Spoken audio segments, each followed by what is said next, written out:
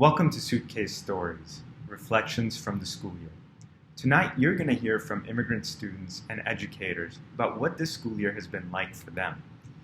For sure, it has been difficult for everyone. Students had to transition to online learning, parents had to juggle both work and childcare, and our teachers had to transition to teaching online.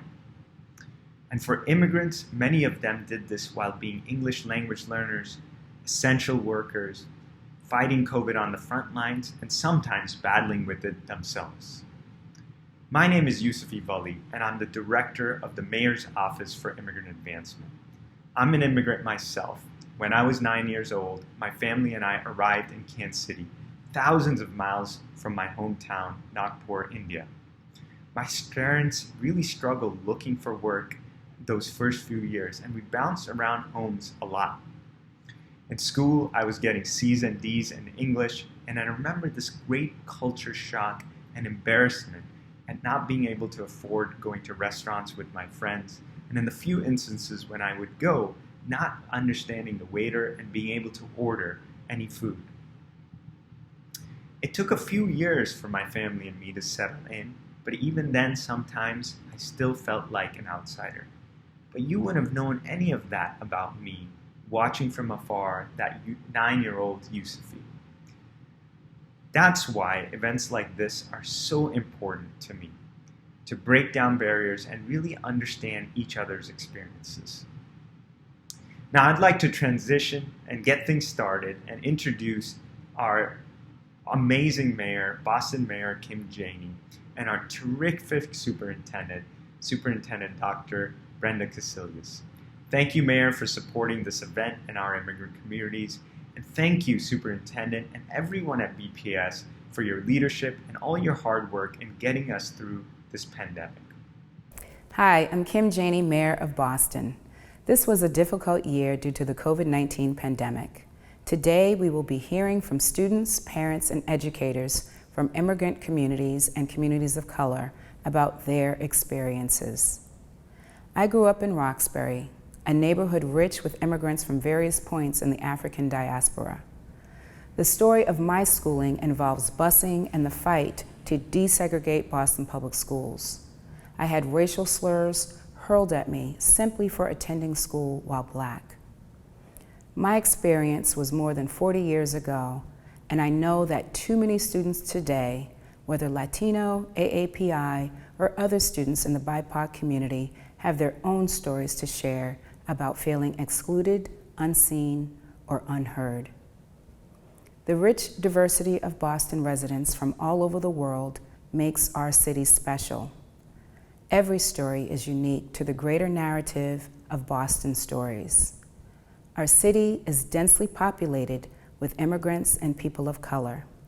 We are a vital part of our city's culture and economy. Immigrants help to make Boston the vibrant global city that it is. We need to share our stories. We need to encourage each generation to stand in their power and create a more equitable and just world. As the first woman mayor and the first Black mayor for our city, I know that we are stronger when we stand together. I am because we are. I want to thank all of the storytellers for sharing your stories tonight. Thank you so much. Thank you, Mayor Janey, and thank you, MOIA and IINE, for holding this event as we close out this school year.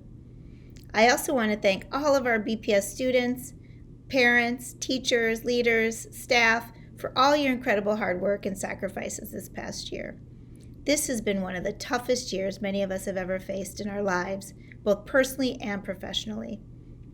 I know for sure that it sure has been the hardest year of my career. But through our collective resilience, our tenacity, collaboration, and camaraderie, we have turned most tragedies into triumphs. It's what we're known to do because we are Boston Strong after all. We've been through a lot, but especially our immigrant families. And I'm so glad we can hear their stories and learn from their experiences tonight. It's important for us to understand each other's experiences because this is how we grow and learn as individuals and as a full community. I'm so excited to hear from our storytellers this evening, including our very own Danya Vasquez, head of schools at Margarita Muniz Academy. We also get to hear from a junior at Boston International Newcomers Academy, Mai Nguyen, who is originally from Vietnam. Acknowledging our origin stories and weaving them together to create the beautiful tapestry that is our city is crucial to realizing our core value of equity and our commitment to anti-racist policies and practices, which are implemented within our schools and our workplaces. I encourage each of you listening to learn more about the traditions and life experience of your coworkers, your neighbors, and friends. BPS celebrates the rich diversity within our community and the various cultures of our remarkable students, family, and staff. Our immigrant students, staff, and families are welcomed, supported, and valued members of our BPS community. That is why it is incredibly important for us to have events like this one, so we can hear from our community about how they lived through this truly unbelievable year. We can never truly move forward unless we take the time to reflect on what we've learned. Thank you to our storytellers, and thank you to all of those who have the strength to share your own stories. Our city and our schools are better because of you. Thank you, Mayor. Thank you, Superintendent. Thank you to everyone for coming out here tonight. And of course, thank you to our storytellers.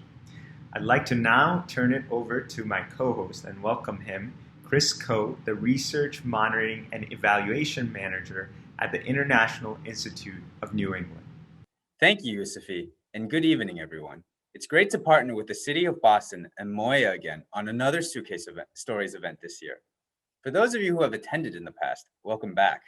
And for those of you who are new to IINE, the International Institute of New England is one of the oldest and largest nonprofit organizations serving immigrants and refugees in the regions, with offices in Boston, Lowell, and New Hampshire. Each year, we serve over 2,600 individuals in a range of services, including resettlement, English language instruction, employment, and legal services. Suitcase Stories is our fifth area of work where we amplify the stories of refugees and immigrants like we are this evening. This is especially important to me because in my role at IINE, I serve as the Research, Monitoring, and Evaluation Manager, which means that I experience firsthand the impact of all the hard work our staff do. I also told my suitcase story in 2019 about my experience growing in Guatemala and later moving between Texas, California, Taiwan, and most recently, Massachusetts.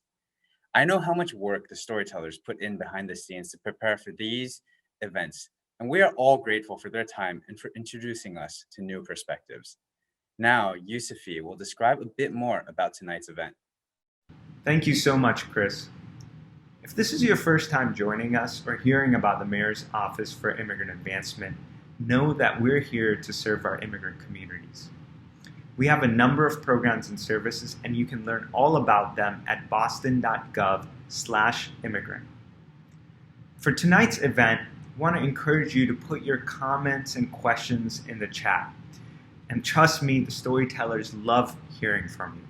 And speaking of our storytellers, they're going to join all of us for a live Q&A session afterwards, so be sure to hang on after you hear the stories.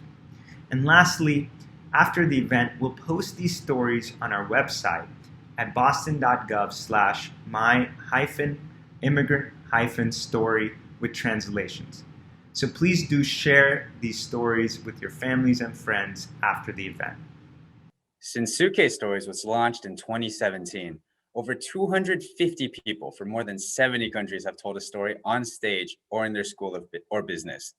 Sometimes people will ask us how we identify storytellers, and it's always a combination of outreach to community partners, word of mouth, and even places online for people to nominate themselves.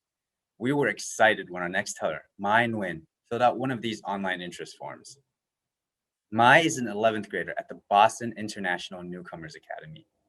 Originally from Vietnam, Mai moved to Dorchester when she was 13 with her mother. While we may not all be immigrants this evening, I know all of us can relate to some of the experiences this past year. Please join me in welcoming Mai. I was 13 years old when my mom told us we will move to US and I was surprised because she told me many times before, but this time it's true.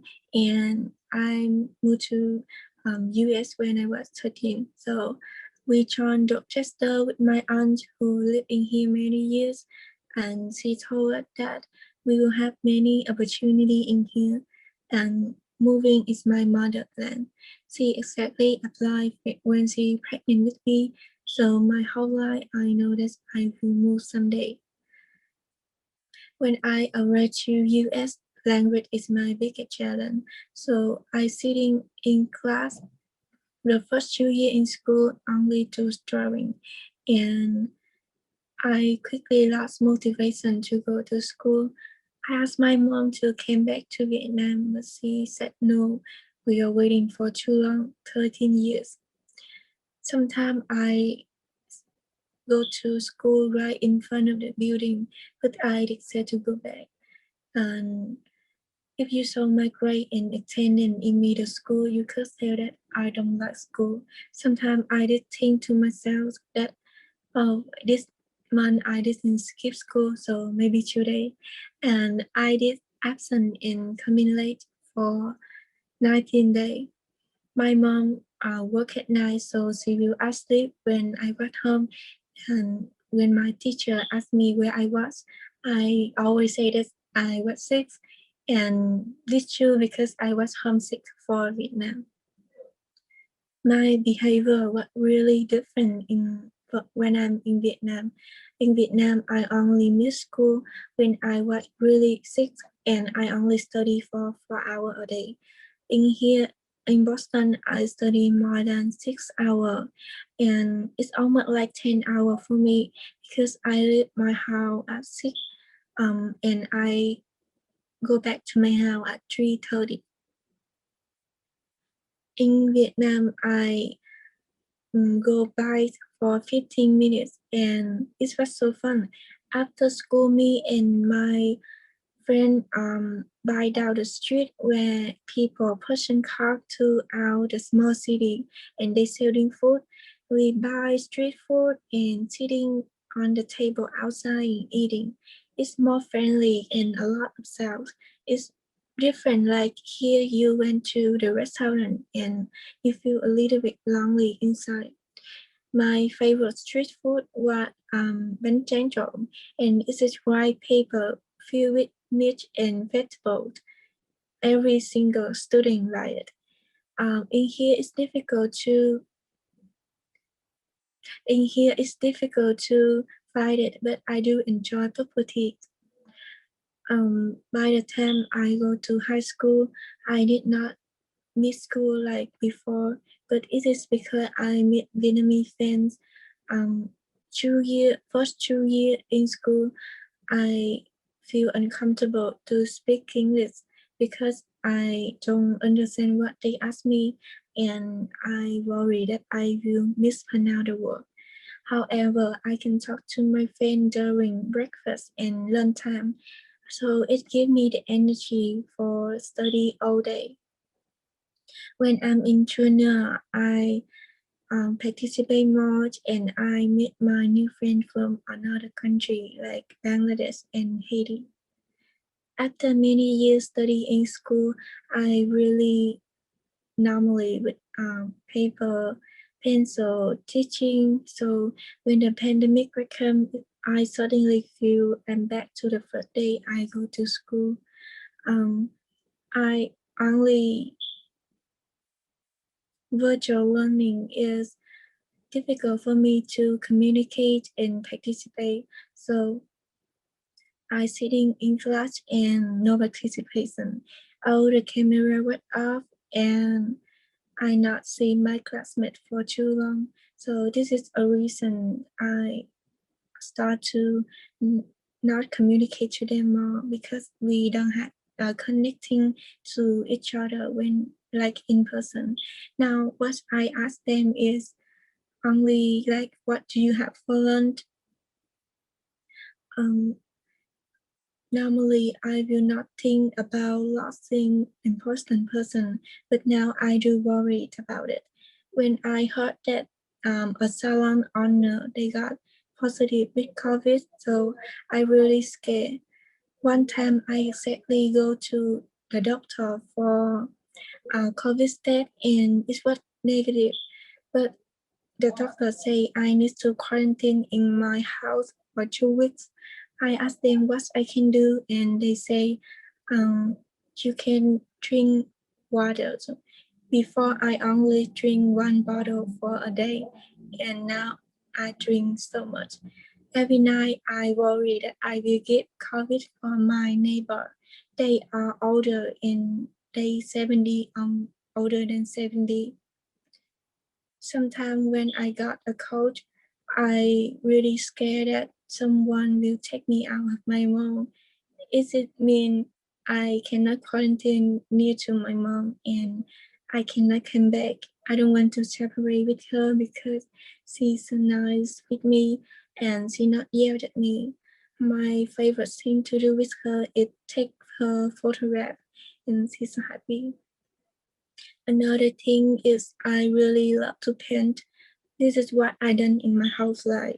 But 2 years ago, I really got into painting and I learned so much. In school, I usually paint, but I always say that I don't have many time. Now the pandemic will come, I have a lot of time, but I only can paint when I happy and now I'm really stressed when the pandemic comes, so I cannot even paint. By the end of the summer, when I go to 11th grade, things start a little bit better. I still have online learning, but we have less stress and I start to think about my future.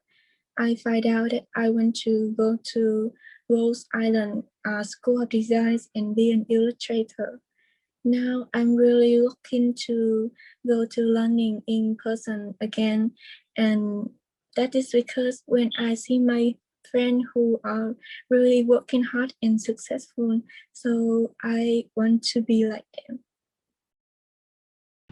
Thank you, Mai. You know, I had similar anxieties when I started school here in the United States, and so I'm so glad it's getting better. And I want to wish you the best of luck for your college search. I know you're going to do amazing, phenomenal things in the future. Our next storyteller knows deeply the struggles of students. Dania Vasquez is the head of school at the Margarita Muñez Academy in Jamaica Plain. She's a personal friend, an extraordinary leader, and an advocate for immigrant youth and other marginalized communities in Boston. She's also the wisest person I know, an amazing painter, and someone that I've had the privilege and pleasure to travel with for 10 days in Rwanda on the Bar Fellowship. Join me in welcoming Dania Vasquez. It was early March, and I had gathered my key staff, administrators, my nurse, my secretary. I invited the custodians because I wanted to have a conversation about what would we do if we had a staff or a student with coronavirus in the building. Like, what was the protocol? And, you know, they were kind of entertaining me, to be honest with you. And at some point, one of them said, why are you worried about this? This is not going to happen. You're the only principal talking about this. And you know what? It's 10 days later that we were told we had to be on lockdown. And what did that mean? It was March 16th, actually. I remember like rushing the kids into the building and out of the building, like giving them computers and books and paper and materials, and then gathering the teachers and saying, listen, take your most important stuff, take some books, whatever you need. But I think we'll be back. Like I said, we have to be back like by latest by after April vacation. And, you know, they all kind of agreed. And a few even said, no, it's just going to be a couple of weeks, you know.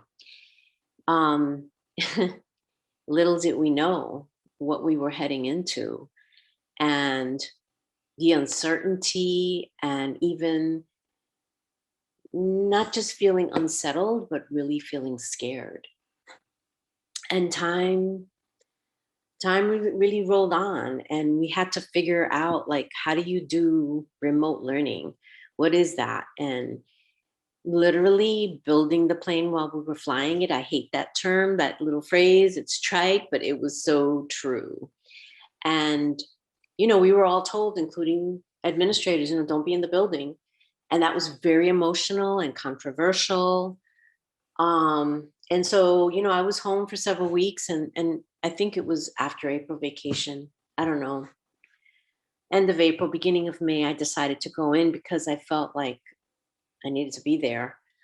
And I called the building the old lady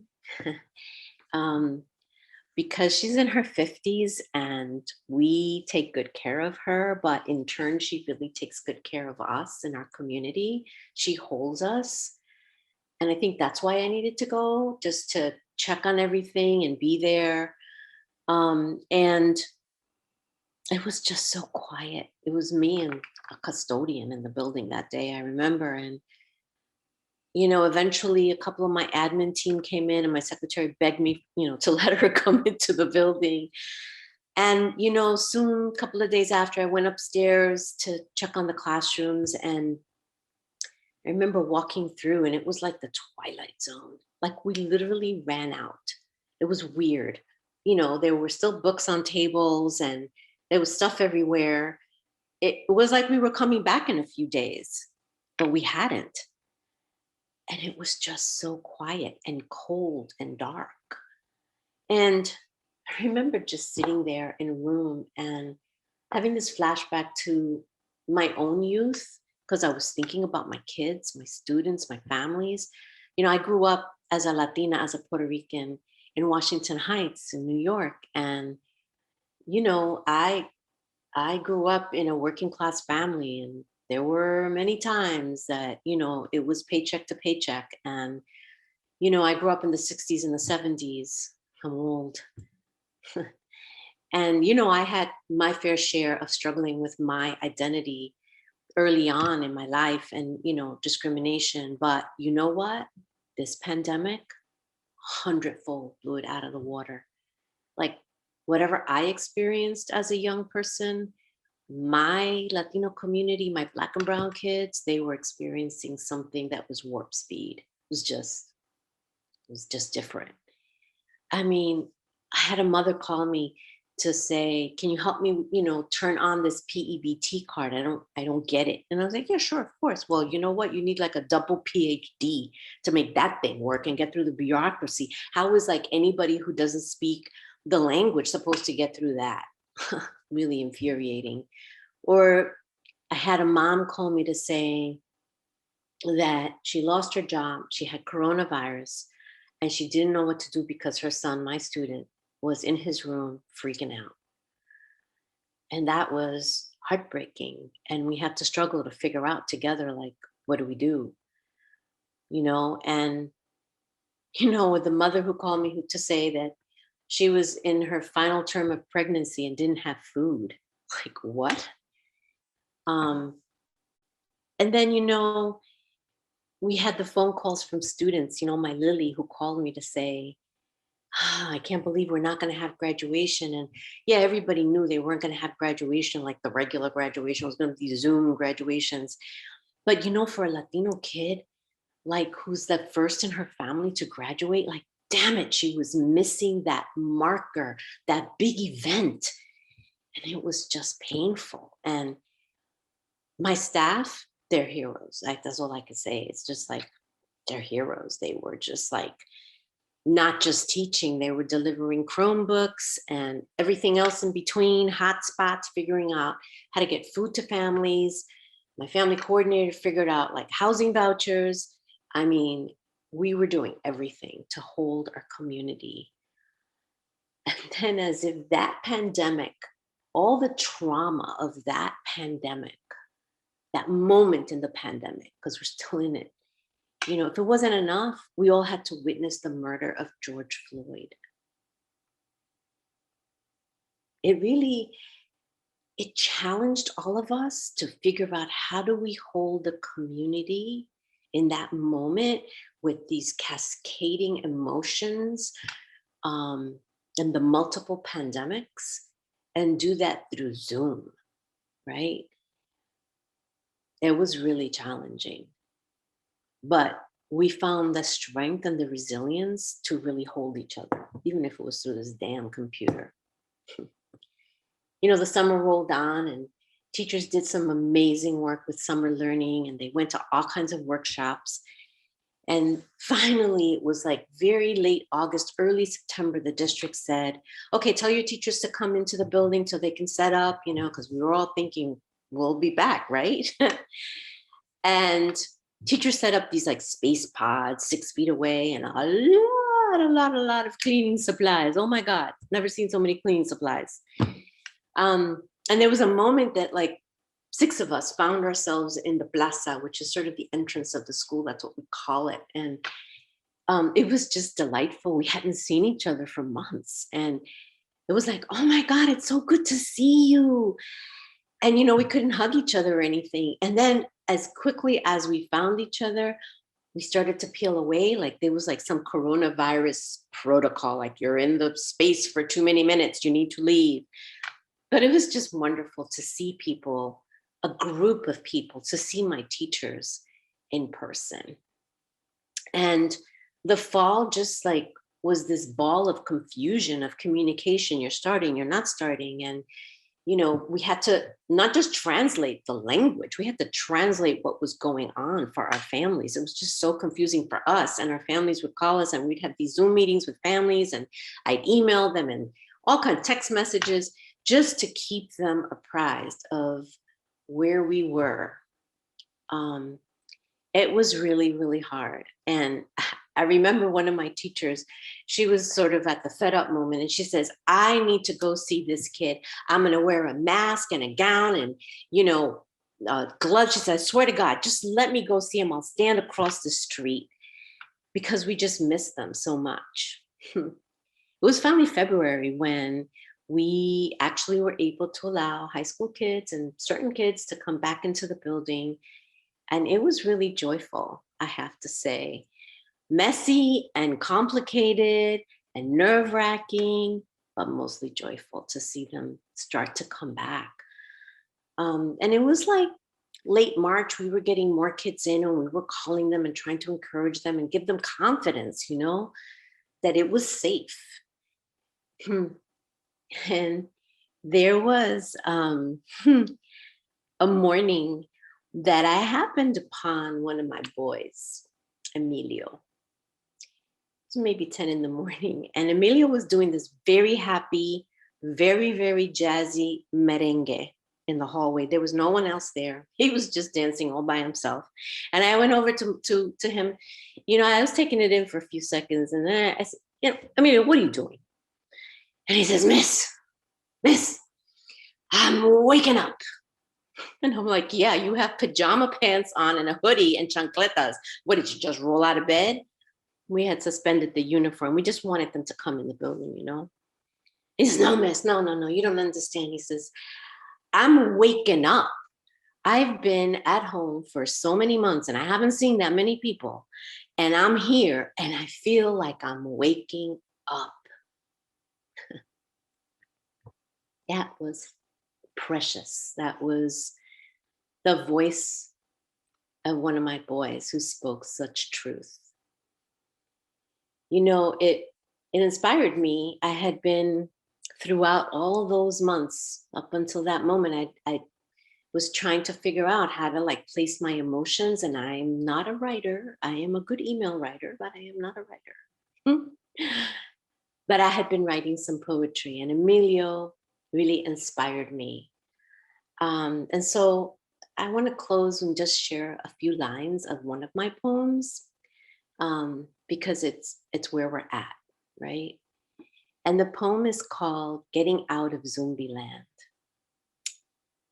The mothership is waking up. We are coming back, at least some.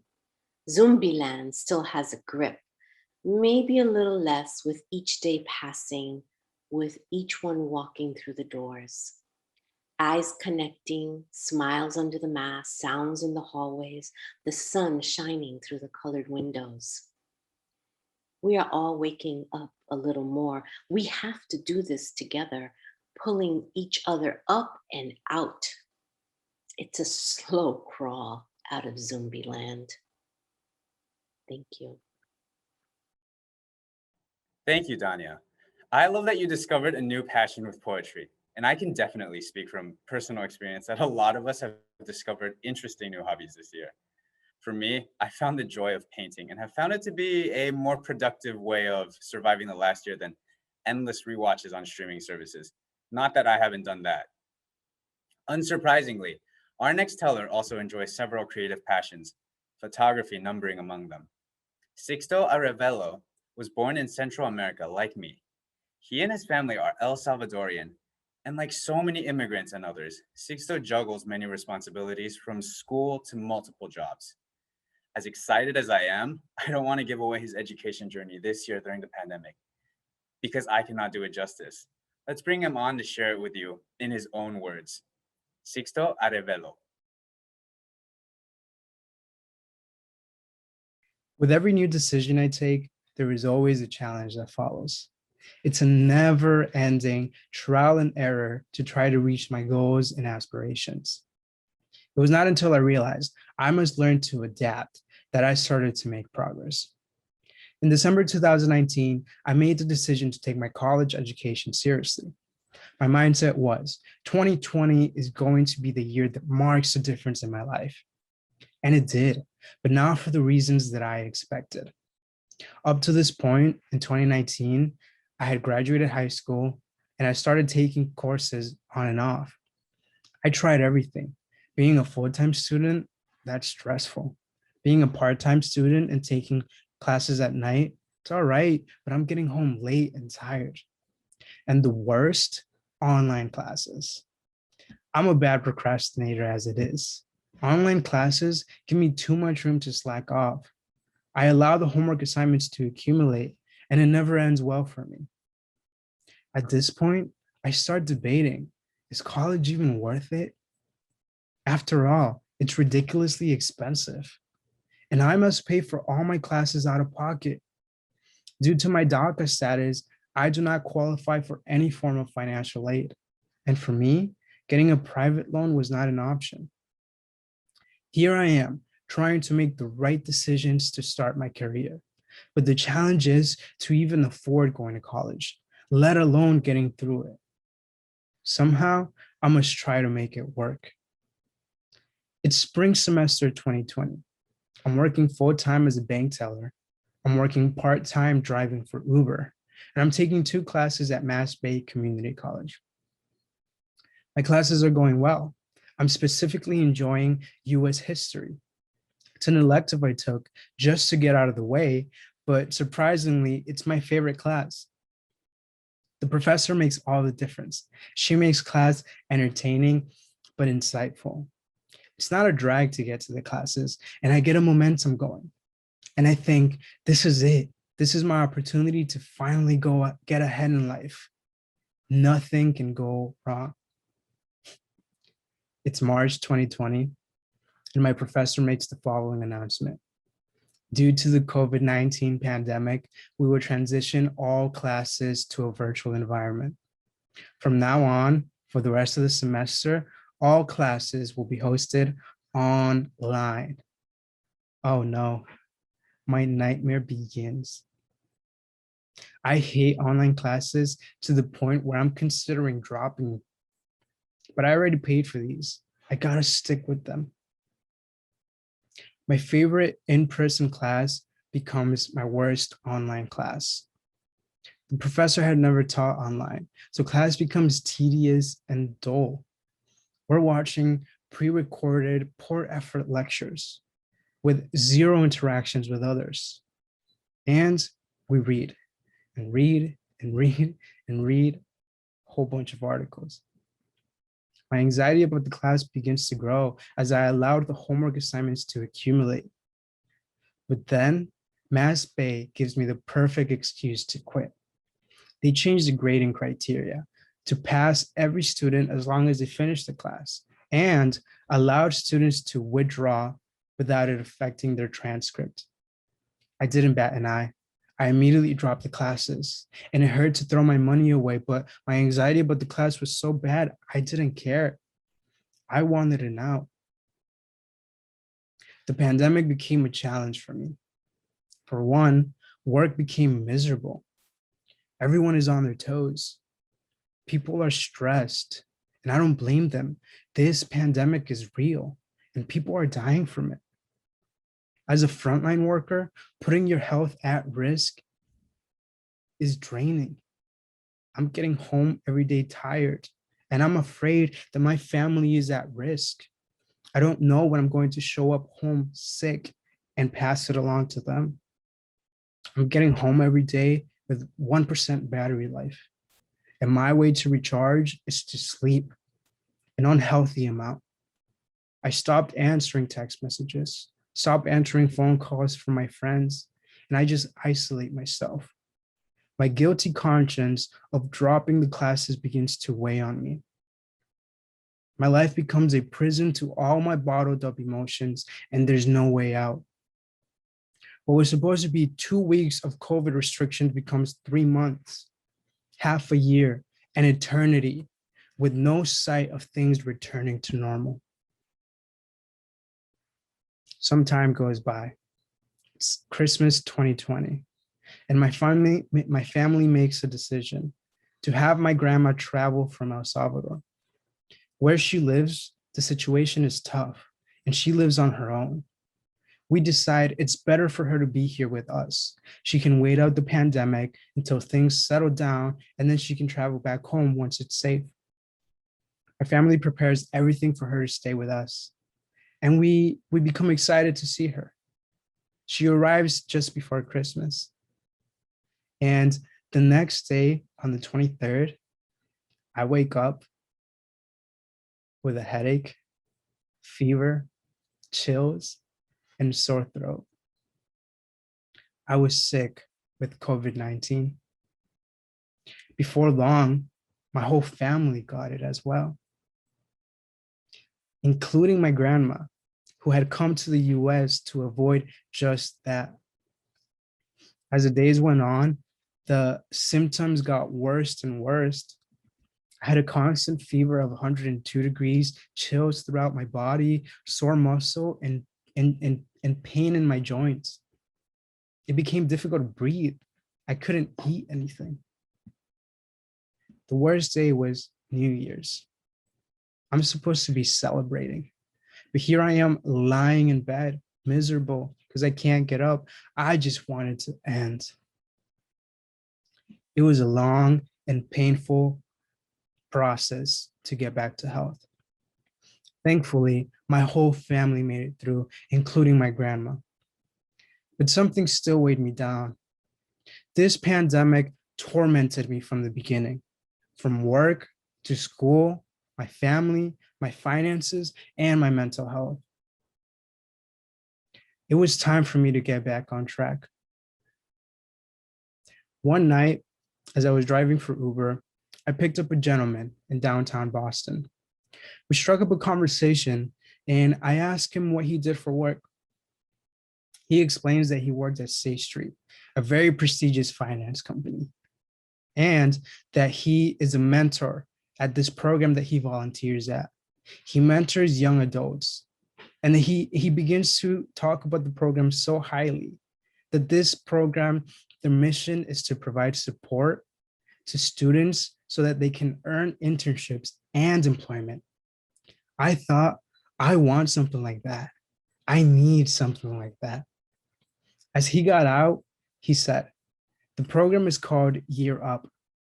Search it up. You'd be a great fit. I decided to apply to the program, but as with every decision I take, it did not come without a couple of challenges. First, the entire program is going to be hosted online. I'm a bit reluctant, but I realized it's time for me to adapt to this new norm. Secondly, I had to leave my current job. I wouldn't have been able to manage working full-time and school full-time. I had to prioritize my education. After careful consideration and a lot of conversations with my parents, I decided to go forward with it. I applied and I got accepted. As I finished the last couple of days at my job, I had to join a Zoom pre-orientation meeting. Still a bit reluctant, I sit in front of my computer and I just, all right, let's do this. I joined the call with zero expectations. But as the speaker begins the session, he says, I know it's difficult that we are not in person, but we still expect the same level of engagement as if we were. This caught my attention. It's different. And as he started to explain the norms and expectations from us, I become more and more interested. I start becoming excited. And I realize, despite the challenges of being online, I am making the right choice. More than choosing the right path to start my career, I'm choosing to have the right attitude. Yes, life is a constant trial and error, but I choose to be adaptable. Thank you. Thank you, Sixto. I love that you discovered Year Up through Uber. Year Up is a really terrific program for all the reasons you mentioned, and we encourage others to check out their programming at yearup.org. So our next teller and I share a personal interest in research. As I discussed earlier, my role at IINE includes managing our many research initiatives. We've partnered with organizations like Welcoming America, Boston College, and Tufts University to highlight the positive social and economic impacts of refugees and immigrants in our communities. For example, in the most recent census, we learned that Massachusetts is actually the fastest growing state in the Northeast, and this is mostly attributed to immigration. Noura Lori is an assistant professor of international relations at the Pardee School of Global Studies at Boston University. Her research broadly focuses on citizenship and migration. She's also the catalyst behind Urban Refuge, an aid mapping app for refugees designed by students at BU with support from Microsoft. Originally from Bahrain, Noura was actually in the Middle East conducting research in Turkey when the pandemic began. Let's hear her story as an educator during these times when education is more important than ever. It was March 7, 2020, when international news started to seep into my daily life. I was sitting in my mother's kitchen in Bahrain watching the news on TV. For weeks, we had been watching the crisis unfold in China and make its way to Iran. But on March 7, the Saudi Arabian government closed the border to Bahrain. And as I watched cars pile up on either side of the causeway as people scrambled to get home, I thought, maybe I should change my flight to Boston. It was booked for the following week. 3 weeks, I thought, 3 weeks and this will pass and then I'll go back. It never occurred to me that the virus would keep making its way westward, transgressing every man-made border and upending everything in its path. That spring of 2020, I was on a research sabbatical from my job as an assistant professor of international relations at Boston University. My work focuses on citizenship and migration in the Middle East, and the themes I explore include statelessness, forced migration, human trafficking. That spring, I took a research team to Istanbul, where my students and I interviewed local nonprofits who were serving refugees and other undocumented migrants in Turkey. After a successful trip in January and February, my plan was to come back to Boston and then go back to Istanbul over the summer to conduct a larger scale survey. In between, I used the opportunity to go home. I was born and raised in Bahrain and spent 18 years there and 18 years here in the United States. 1 foot in either continent, 2 houses that were never quite settled, but fish and rice on Fridays and spaghetti and meatballs on Sundays made them both home. Initially, I actually welcomed this disruption to my research plan. It felt like such a gift to be given permission to slow down and stop this hamster wheel that was my life on the tenure track at Academy. I valued the time that I had to spend with my mother, my brother, my 3 little nieces, and my close friends and family in Bahrain. But by June, I was scrambling to find a way back to the United States where I would be in violation of my green card.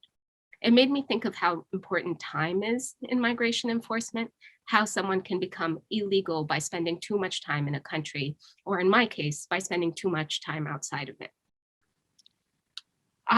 It didn't matter that the whole world had been turned on its head, and there were no direct flights between Boston and Bahrain. As long as the US border was open to permanent residents, I had to find myself back.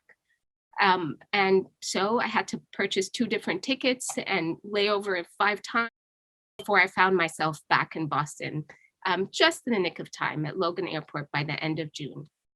That summer of 2020 was eerie. I live alone, and I had never spent so much time alone in my apartment, with only walks to break the monotony of it all. I'm an extrovert. I get energy from being around other people, and so the loneliness was especially crippling.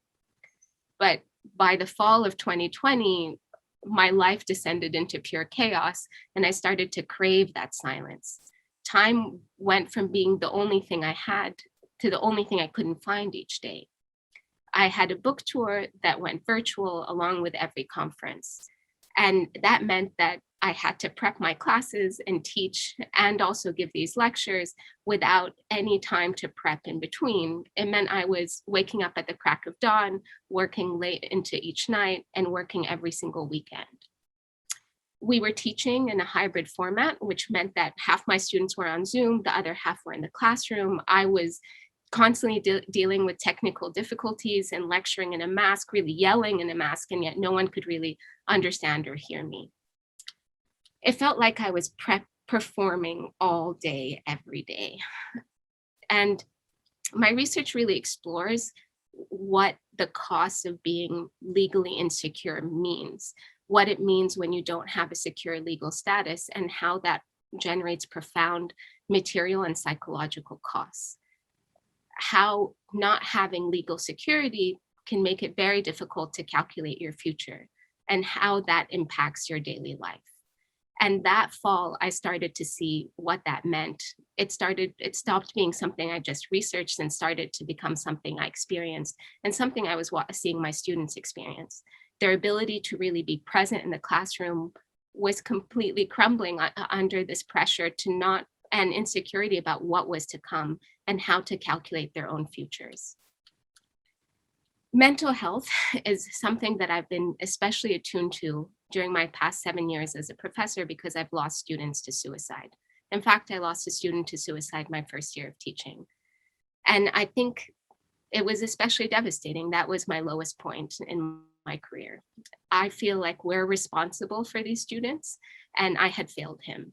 And I think the scariest part was I didn't see any warning signs. He seemed like he was fine. In fact, he seemed like he was great. And he was even turning assignments in early, and then suddenly he was gone.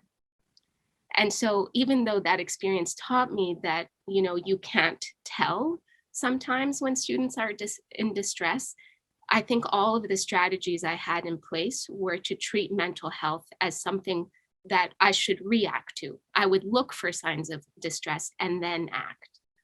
And that fall, I started to be more proactive about thinking about how to do that. So first, I made all of my deadlines flexible.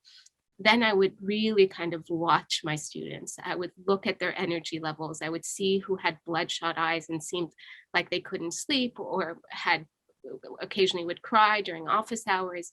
And then I would contact those students individually, talk to them privately, and ask them to seek help when they opened up about things that they were going through. And I found out that there were a whole range of negative coping strategies that they had adopted. Some expressed that they were experiencing substance abuse, or self-harm, or eating disorders. And so in those cases, I would encourage them to seek help. And then I would also call student behavioral health to activate the resources that the university had in place. But it became increasingly clear that that wasn't enough, not for my students and not for me. The pressure kept getting to me, the lack of sleep, this pressure to constantly perform and be in 5 different places at once, but it's still chained to my computer, meant that I knew that by the spring, I had to change what I was doing. And so really, in the spring semester, I decided, how can I incorporate mental health into the curriculum itself, rather than just focusing on specific students who need help? How can I bring this into the way I teach and make it so that mental health doesn't have the stigma that only certain people need support instead of all of us needing support? And so what I do in all of my classes and have always done is ask students in the beginning of the semester to introduce themselves, to say why they were taking my class, and to just share something surprising about them. And that was kind of an icebreaker. And last spring, I added 2 more questions. I asked them, what are you going to do to be proactive about your mental health this semester? And what are you going to do for fun this semester? And it was a really beautiful experience. Students really appreciated having that openness. Some actually used that initial icebreaker to reveal some of their own mental health diagnoses.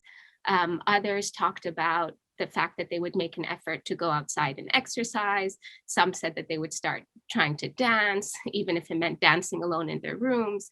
Others said that they would bake cookies and go around their dorms and knock on doors and offer cookies because they had a hard time making friends in the fall. Every 2 weeks, I would start the class by asking for a show of hands of how many people actually kept up with the plans that they made. And when they didn't, I would ask them why and what they could do to make sure that they were actually, A, being proactive about their mental health, and B, thinking about how they could have fun this semester. I also shared my own strategies. I decided that A, I would take a walk on the Esplanade, rain or shine, every day for an hour, no matter what. I also said that I would call a friend or a family member for at least 10 minutes every day. And then this was the hardest to actually implement. I said that I would start taking 1 full day off every weekend and institute a new screen-free Sunday policy of not opening my laptop at all.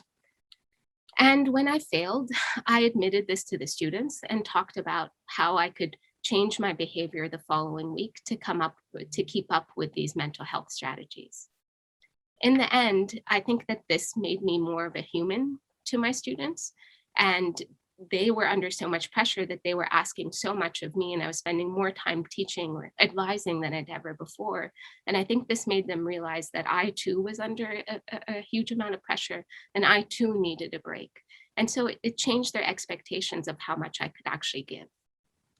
In the end, this pandemic reaffirmed what I already knew, which is that when it comes to the large questions of our time, the globe is completely interconnected, and structural forces like forced migration or climate change cannot be addressed just locally in one nation state, that these structural pressures do not respect our man-made borders. But it also fundamentally and permanently changed the way I teach. From now on, fun is always going to be part of the homework I assign. Thank you, Noura. We're so grateful you made it back to the United States. Your students benefit not only from your expertise in migration, but also your commitment to their mental health, something that's really important to me and the city of Boston. I also liked how you emphasized the need to do things differently, which is exactly our next teller's experience. Liliana Avendaño is from Colombia and moved to Boston 7 years ago. She's currently learning English, very passionate about working on co-ops, and we know her because she's a founding member and facilitator with the Cooperative Center for Development and Solidarity in East Boston, our partner in helping immigrant entrepreneurs develop worker-owned co-ops. Liliana has impacted hundreds of lives in the community, and we're so honored she's sharing her story tonight. I'm a resilient person. And you know why?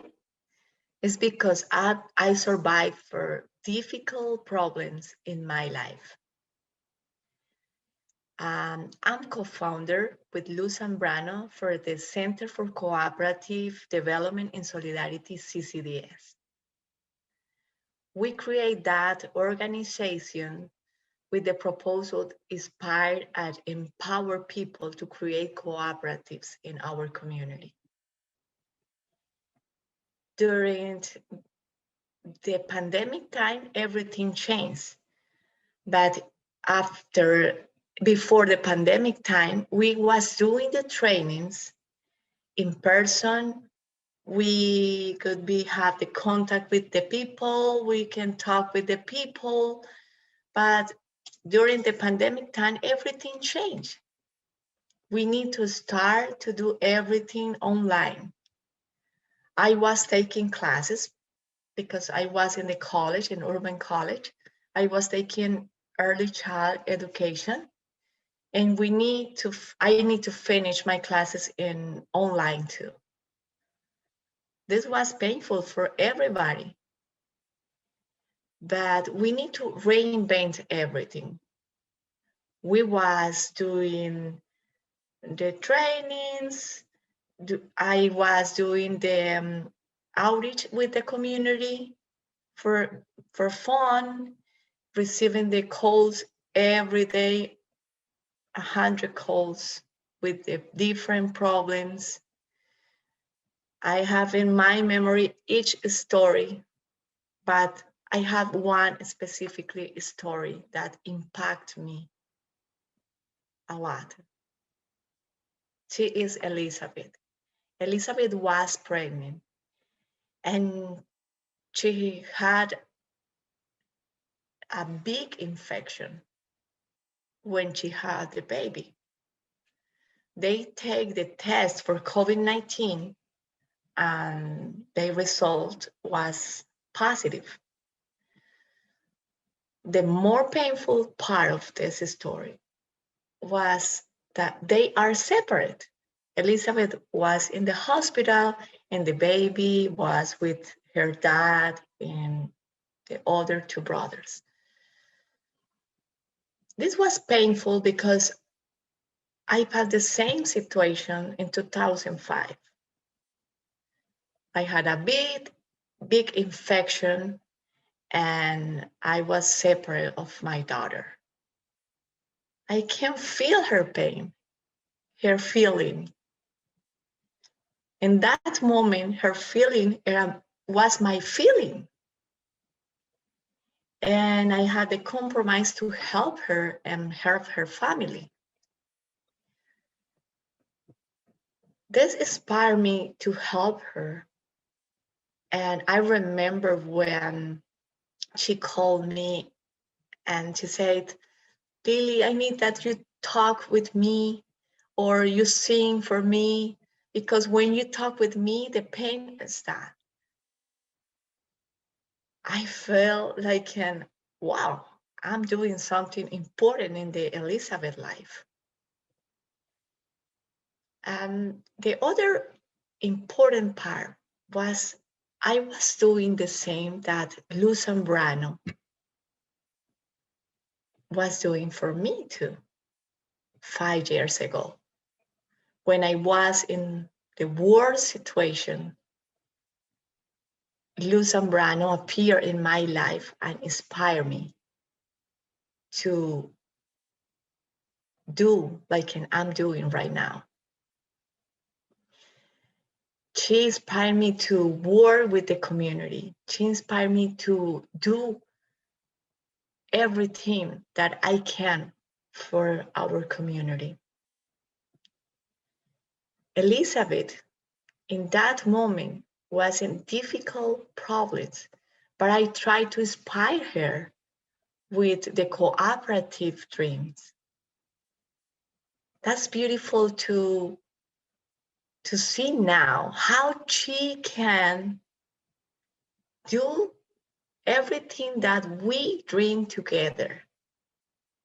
I remember that time when I talk about you can be teacher, like I am study early child education. I'm part of Resplendor project. If you want, when you are well, you can be part of us. And she started to dream, yes, I want to be part of Resplendor. Right now, I have the good news for you. Elizabeth is part of 2 cooperatives in our ecosystem. She's part of Resplendor project. She's taking classes in urban college too. And she's part of, with her husband of Sazon. This is the food cooperatives, and they are working together with the families. This is a beautiful story that inspires us to change crisis in opportunities. Thank you.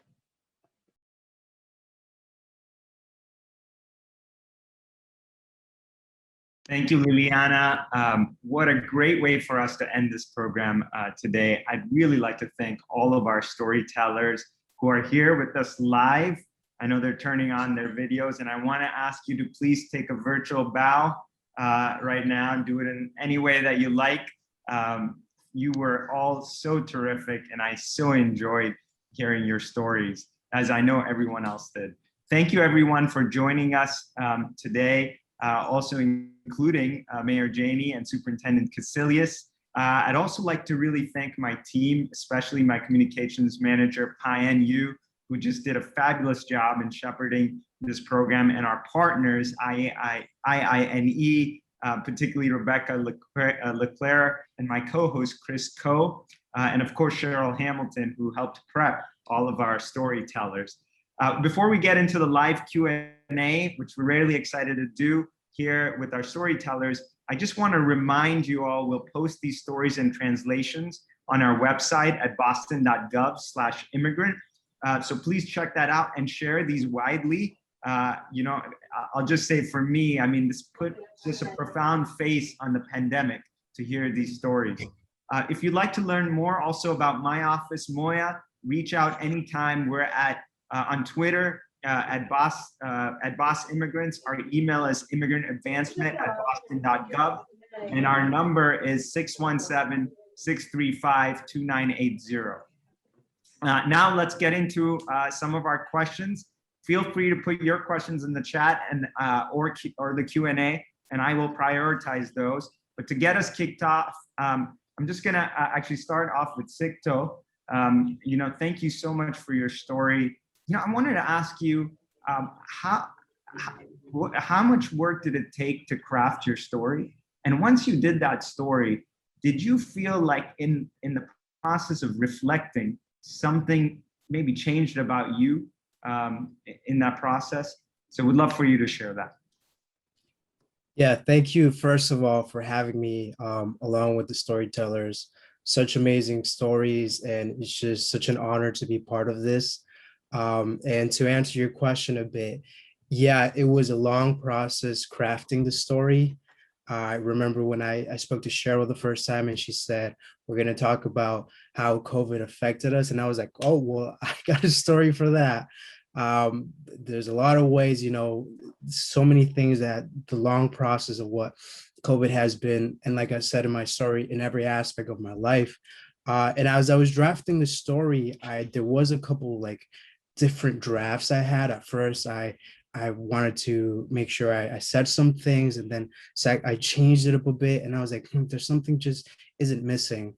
And then lastly, I was like, there needs to be a message behind this. And that's where I came up with it. I was like, life is a trial and error, whether there's a pandemic, whatever the situation is, whatever life throws at you, I need to be adaptable. So I was like, you know what, that's going to be my message. And that's something that I realized. I'm like, you know what, that's what I did do. I was adaptable. I made it happen. And likewise, I just hope people can hear my story, and if by any chance be inspired by it or learn something, then that's why I did it. Well, it was a beautiful lesson that you taught all of us. And I think that's a theme that has been with all of us during this pandemic, which is of flexibility and perseverance, trial and error, which I think we heard in all of our stories. Mia, I'm gonna go to you next. You know, you had this theme of feeling homesick here in America and wanting to, you know, be in Vietnam, and you know, the street food. And I mean, the images were beautiful in your story. What I wanted to ask you is, now, since you've been in America for quite some time, where do you feel home, particularly after the pandemic? Is there a restaurant that you feel at home at, or is there some place that feels at home for you now? Yes, I exactly feel to play, I can feel like it's my home. It's my school at Binka where I can be myself, and like my friends, they also like my brother and sister. And also it's my apartment where my mom at, and I feel I also be myself when I with her. So that is to play. I can feel like home in my life now. That's beautiful. And I know school communities and just the idea of community is just so important, as particularly we're starting to come back from this pandemic. And speaking of community, I want to turn it over to Danya, who has her own school community. And my goodness, those images that you had in your story, for instance, of Emiliano doing the merengue. And so I'm wondering, now as people are completely back in school, what are, well, now I guess we're going to be out of school soon, but what has been the feel in the school now? And are there other images like that that are in your mind at this time? What is that process coming back been like? It's a slow process, actually. Not all the kids and families have chosen to come back, especially at the high school. We have to remember that many of our high school kids, especially our juniors and seniors, felt like they had to work to keep their families afloat. And so, we've had to, I call my staff Gumby these days, because they've turned themselves inside out to get kids back and talk to them, and to, very similar to, I think, Sixto, you talked about how your school made all these sort of changes to how they were doing things in terms of grading and lots of things, just to like keep you guys engaged, right? And not penalize you. And so that's part of what we've been doing here at Muñiz Academy. And so not all of our kids have chosen to return to in-person in the building. And so that's still a struggle. And today I just asked one student, who came to do a special presentation with her mom. And we asked mom as they were leaving, is she ready to come back? And she said, not yet, September. And so I think our kids are getting vaccinated. Our families are getting more comfortable with getting vaccinated, but they're still hesitant. And so the image that I would leave you with is that we started some of our summer learning early for a small group of 10th graders, and we're partnering with Hale, and it's all outside. And after the first day, they were exhausted. And they said, we haven't moved this much all year. This is a lot. I said, exactly. You need to be outside. For the next 15 days, you're going to be outside. And they're loving it, and so that really is very gratifying. And we're looking forward to a real graduation in a few days. And so good things are turning up and getting sunnier, though very complicated still. I'm really glad to hear that your kids are going to be able to have a graduation in the way they are. And gosh, it's those things that we took so much for granted that now are only starting to come back. But I just can't imagine what it's been like for our students. And I the other thing that has really stood out for me about your story was this idea of waking up, because I feel like the country's starting to wake up. And with that, I want to turn to you, Nora, which is, we're waking up, but what's interesting, what I found so beautiful about your story is that focus on mental health and these strategies that you started to institute with your students. So the question is, are you sticking to your plan around that? And any words of wisdom for us as we start to, because we're going to go through another big change now and coming back, as Danya was describing. So, how are you thinking about that? Is there something that you're trying with your students there? Yeah, thank you.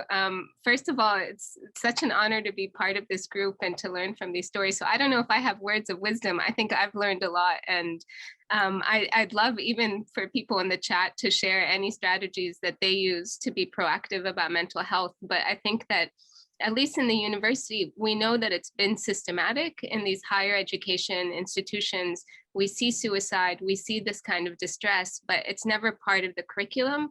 It's always kind of a reaction. There's some people who just can't handle the stress, and therefore, and because of, HIPAA violations, restrictions on privacy, I think the students who come to me are all over 18, so they're adults. So even if I see that someone's in distress, I can't really, I have to take a step back and just use the protocols in place and also respect their privacy. And so trying to find what that balance is of how you can help but not overstep your boundaries, because at the end of the day, I need to respect people's boundaries and their privacies, just meant that now I think about fun, and that becomes part of the homework. What are you going to do for fun?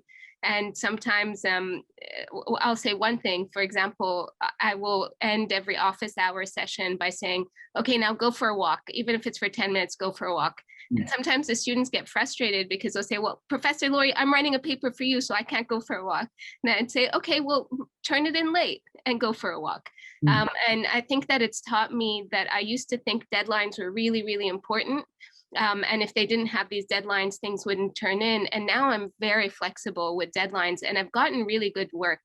Despite all of the pressures, I've been inspired to hear from our students who are tellers. It gave me chills to really hear about your excitement for school, because I felt that too. I felt like my students were under incredible pressure, but more excited to learn than ever. And it means more to them than ever. And so I just think we just have to be creative about how we can bring their voices up without adding unnecessary stress when it's possible.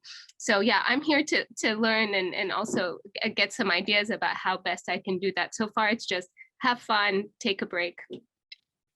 Well, we'll look at the chat. I'm sure people will start to share some of the creative things they've started to do in the pandemic. And now I'm going to turn it over to Liliana. Liliana, the thing that I was thinking about in regards to your story is just how you were there for Elizabeth, during the pregnancy, how you've been in that experience as well before. And, that idea of community and cooperativism, and I know you're so passionate about cooperatives and worker-owned co-ops, and I just wanted to, hear from you a little bit of how you just reflecting on how you're growing into your own leadership, and how does it feel for you now that you are also one of the kind of leaders in the cooperative movement here in East Boston? I would love for you to reflect a little bit more on that and how the cooperative movement has been so important in the pandemic.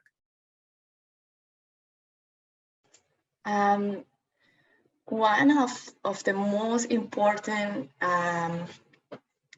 experience in my life is to be part of the cooperativism in my country.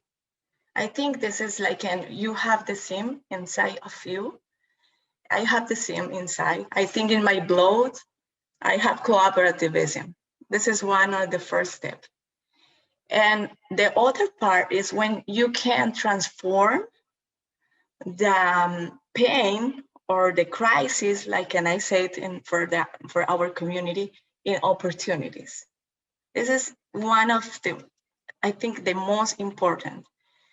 And when I saw in our community, the community impacted, like, Yusufi, because you are part of groups that we work together. For example, the community that are studying English with English for New Bostonian, Moya, and Harborside. This is part of my inspiration now, because I can talk. For me, it's a little scary, but I can do now more than in other time when I was in closet and I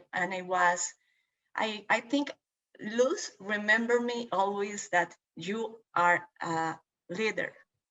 You are, but I need to believe that.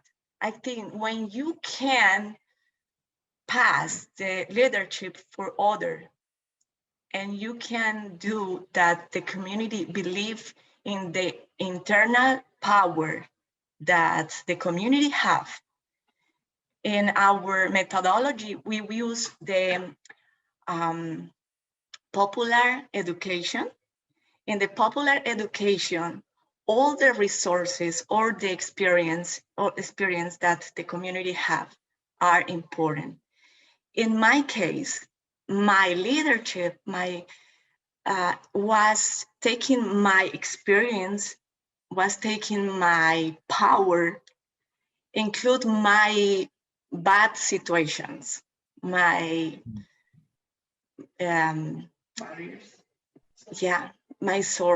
my different situation. I survived for cancer, for breast cancer. I survived for domestic violence.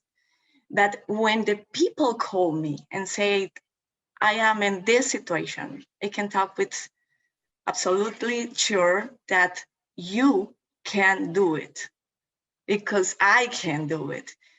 The other part is like can lose you with me. We can go together, but I can do nothing for you because you can do it. I don't know if you can understand that. She empowered me to do, but she don't do nothing for me.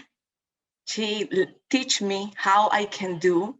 And right now I'm trying to do everything that I can to teach in our community. For example, in our institutes and our circles, we teach the first step is to believe in the power that you have inside of you. That I think this is part of my story, but the transformation could be multiplied for others. I think our mission is to transform people and multiply for others. Amen to that. I think we're what a powerful message for us to end on. Believing in our own power. I know that so many of our young people can particularly take that powerful lesson away. I honestly could talk to each one of you for hours. I took a bunch of notes on your stories, and I have follow-up questions, but we promised everyone we're going to end by 8:15. So I encourage everyone to reach out to these incredible people, hear their stories, please play them. Thank you everyone for being in attendance. Thank you for all of our storytellers for putting their incredible work in on this. And again, all the stories will be up on our website at boston.gov/immigrant. We're gonna now close the Zoom link. So thank you everyone. I hope you have a beautiful night, beautiful summer. As Danya is saying, she's working on getting her school vaccinated. I just asked everyone gets vaccinated. I got vaccinated. Our whole team has gotten vaccinated. People are raising their hands. If you know someone that isn't vaccinated, please give them that little push, because as the cooperative movement teaches us, it's all about community and us in this together. With that, good night, and thank you again, IANA, for this beautiful program. Thank you. Thank you so much. Thank you.